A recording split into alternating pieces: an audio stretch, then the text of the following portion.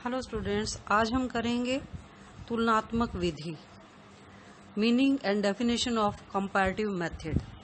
तुलनात्मक विधि नाम से ही जैसे हमें स्पष्ट हो जाता है कि विधि का अर्थ एक ऐसी विधि से है जिस द्वारा तुलनात्मक अध्ययन किया जाता है। तुलनात्मक विधि का यह साधारण अर्थ है। यदि तुलनात्मक विधि की धारणा के पक्ष से इसकी परिभाषा करें तो तुलनात्मक विधि के विशेष अर्थों का स्पष्टीकरण होता है। जी.के. रॉबर्ट्स के अनुसार तुलनात्मक विधि राजनीति शास्त्र में प्रयोग किए जाते विश्लेषण की वह विधि है जिस द्वारा विश्लेषण अधीन अनेकों तथ्यों की समानताओं तथा भिन्नताओं का निरीक्षण करके संबंधित सामग्री का वर्णन, वर्गीकरण तथा उसकी व्याख्या की जाती है।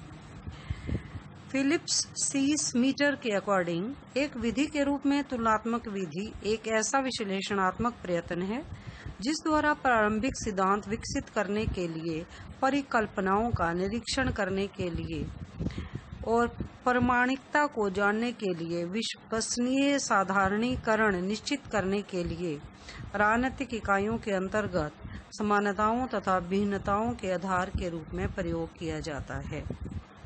एलन एल लॉर्सन के अनुसार तुलनात्मक विधि का कार्य समानताओं तथा असमानताओं की पहचान करनी तथा उनकी व्याख्या करनी होती है। Now nature of comparative method, तुलनात्मक विधि का स्वरूप। फर्स्ट ऑफ ऑल, तुलनात्मक विधि की इकाइयों के संकल्पवादी ढांचों में समानता। तुलनात्मक विधि के प्रयोग के लिए यह अनिवार्य है कि तुलना के लिए चुनी गई इकाइयों के संकल्पवादी ढांचों में समानता हो। इस समानता का अभिप्राय यह नहीं है कि तुलनात्मक अध्ययन अधीन राजनीतिक इकाइयां बिल्कुल एक समान हो या उनमें पूर्ण समानता हो। ऐसी स्थिति में तुलनात्मक विधि का प्रयोग करना संभव नहीं है, क्योंकि बिल्कुल एक समान राजनीतिक इकाइयों के तुलनात्मक अध्ययन से कोई निश्चित सिद्धांत निश्चित नहीं कर सकते। संकल्पवादी ढांचों में समानता का अर्थ ये होता है कि अधीन इकाइयां मुख्य पक्ष से एक समान हो। उदाहरण के रूप में हम ब्रिटेन की संसद का तुलनात्मक अध्ययन तुलनात्मक विधि द्वारा कर सकते हैं। सेकंड है तुलनात्मक संकल्पवादी या सैद्धांतिक विषयों का चुनाव। यह विधि मांग करती है कि तुलनात्मक अध्ययन के लिए निर्वाचित किए गए कार्यों में संकल्पवादी अथवा सैद्धांतिक समानता अवश्य हो। यदि अमेरिका के राष्ट्रपति की तुलना भारतीय सर्वोच्च न्यायालय के मुख्य न्यायाधीश से की जाएगी तो ऐसी तुलना एक व्यर्थ अध्ययन सिद्ध होगी। इसका मुख्य कारण यह है कि तुलनात्मक अध्ययन के लिए निर्वाचित किए गए विषय तुलना योग्य नहीं हैं। तुलनात्मक विषय वे होते हैं जिनमें सैद्धांतिक अथवा संकल्पवादी समानता हो। भारत के प्रधानमंत्री तथा ब्रिटेन के प्रधानमंत्री का तुलनात्मक अध्ययन विश्वसनीय साधारणीकरण निश्चित करने के लिए सहायक सिद्ध हो सकता है। थर्ड आता है इसमें तुलना के अधीन इकाइयों की परिभाषिकता। इकाइयों को तुलनात्मक अध्ययन के लिए निर्वाचित किया जाता है। उन्हीं की स्पष्ट परिभाषा का होना हमारे पास अनिवार्य है। जिन विषयों या इकाइयों संबंधी कोई निश्चित परिभाषा नहीं की जा सकती, उन इकाइयों का अध्ययन तुलनात्मक विधि द्वारा करना संभव नहीं है। किसी इकाई या विषय संबंधी परिभाषा का होना ही पर्याप्त नहीं है, अपितु उस परिभाषा संबंधी महत्वपूर्ण मतभेद नहीं होना चाहिए।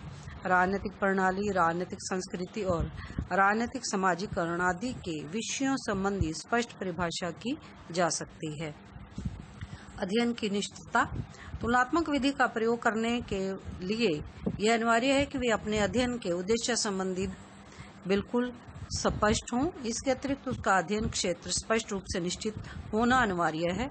यदि ऐसा नहीं होगा तो अध्ययनकर्ता के लिए उस सामग्री को छोड़ना मुश्किल हो जाता है जो सामग्री उसके अध्ययन के लिए आवश्यक नहीं है तथा पर्याप्त जिस सामग्री का अस्तित्व अध्ययनकर्ता के रास्ते में बाधा बन सकता है। यदि अध्ययनकर्ता का उद्देश्य स्पष्ट होगा तो उसका अध्ययन क्षेत्र स्पष्ट रूप से निश्चित होगा।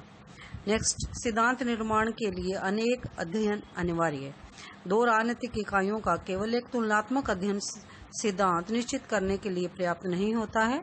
विश्वसनीय सिद्धांत निश्चित करने के लिए अनिवार्य है कि उन इकाइयों को कई बार तुलनात्मक अध्ययन किया जाए और यदि प्रत्येक अध्ययन के पश्चात एक समान अनुभव हो तो उन अनुभवों के आधार पर संबंधित सिद्धांत निश्चित किया जा सकता है। ऐसा सिद्धांत प्रयोग सिद्ध होना चाहिए। नेक्स्ट, प्रभावकारी तथ्य। यह ठीक है कि तुलनात्मक अध्ययन के लिए निर्वाचित की गई राजनीतिक इकाइयों में मुख्य समानता अवश्य होती है, परंतु इसके साथ ही यह भी व्यवहारिक सच्चाई है कि वह इकाइयां एक सी परिस्थितियों में कार्य नहीं कर सकती। जो लोग उन राजनीतिक इकाइयों से संबंधित होते हैं, उनके जीवन स्तर पर, उनकी सामाजिक आर्थिक स्थिति, उनकी शैक्षणिक तथा सांस्कृतिक पृष्ठभूमि आदि में कई भिन्नताएं होती हैं। जिस प्रकार जिन देशों में वे राजनीतिक इकाइयां संबंधित होती हैं, उन देशों की सामाजिक, आर्थिक तथा राजनीतिक प्रक्रिया उन इकाइयों को अवश्य प्रभावित करती है। तो इस प्रकार से विधि का प्रयोग करने की अनिवार्य शर्तें होती हैं। ऐसी शर्तों की पूर्ति के बिना तुलनात्मक विधि का वास्तविक प्रयोग नहीं किया जा सकता। यदि इनमें से किसी एक शर्त की पूर्ति नहीं होती है, तो भी अध्ययनकर्ता के लिए तुलनात्मक विधि द्वारा विश्वसनीय परिणामों पर पहुंचना संभव नहीं होगा। Thank you. If you have any questions, please drop them in the comment section below.